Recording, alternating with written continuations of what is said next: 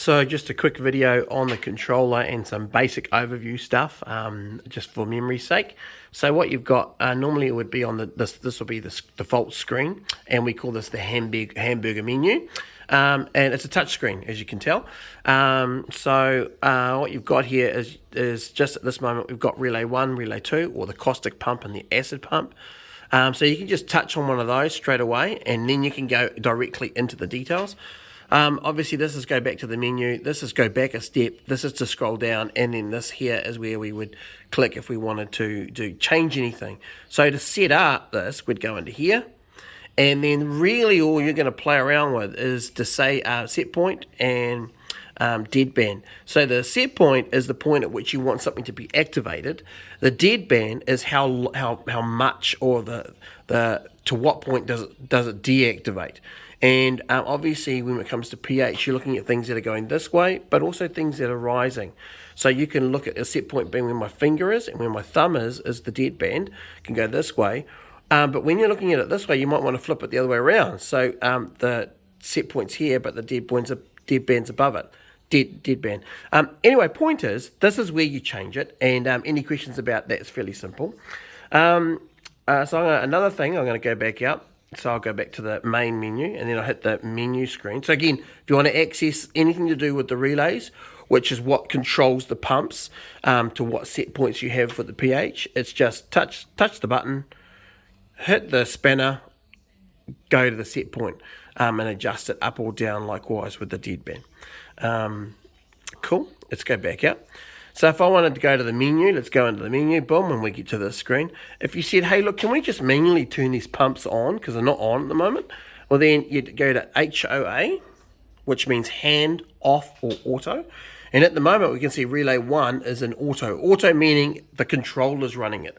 Off meaning whether the controller says it should go or not, don't do anything, stay off.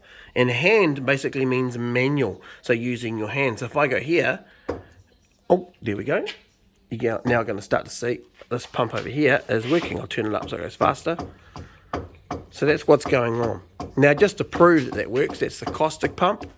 Over here, it's the caustic switch. Let's just turn that off. So you can always isolate the pump if you need to. Turn it off for whatever reason you don't want it on, even though it's on auto. Or, of course, leaving that pump there working. Manually turned it on. I can go, let's turn it off. And it's off.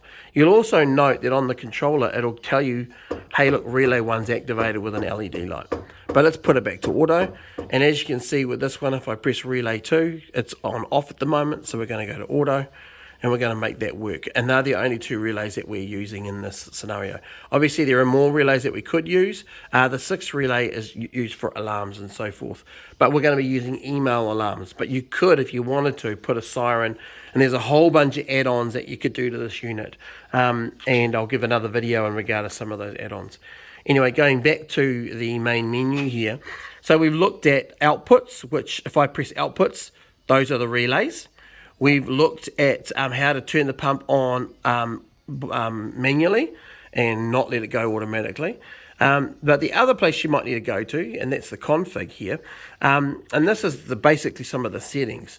In a nutshell, though, the place that you're really going to hang out with or go to at any stage when I get down there is this file utilities. If we click the file utilities, what that does is that puts us into, do I need to upgrade or export any files or export any settings? And that's what this little USB number here is for, is that we may get a new software. So we go to software upgrade, and you'd put the USB stick in there, and then boom, it would download and upgrade it.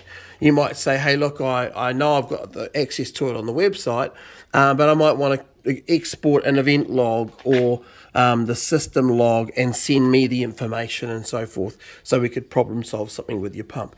Anyway, controller. But anyway, that's what this USB stick's for, is to update the software and also download any settings. Another really handy thing about this is that you might say to me, hey, this controller's been really awesome, and of course I'd love that. Can I have another one? And I just want to copy all the settings from this one into the next one. We could go in here, we could export the file. We'd go to export user config file, this one here, and we would download it, and then we'd go to the other one and we'd import it. So we'd export it, sorry, this one, and we would import that file into the new controller, and now it's exactly the same as this with all the settings and the set points and so forth. Anyway, and then probably the last thing in regards to this config file, but you won't spend any time there, is these Ethernet settings. So that's pretty much for your IT person, and that's just so they can, if they wanted to access anything in regards to IP addresses and all that sort of jazz, gateways and net masks and the rest of it, that's where you do it, and that's where you change things, and so forth. Last part of information in regards to this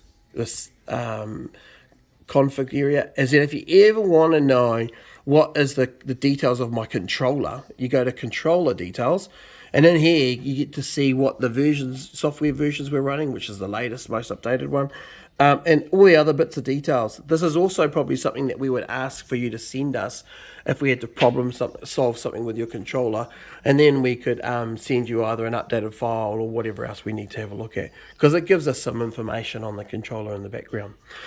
So yeah, that's just a quick overview on how to get around the controller. There's obviously a truckload more things this can do, but again, like I said, I'll give you another video on the add-ons and stuff that you could do with this, but this is just where we're at the moment. So that's the old Walkem WPH controller, touchscreen, beautiful beastie, and of course we have all the spares and can repair these puppies if need be.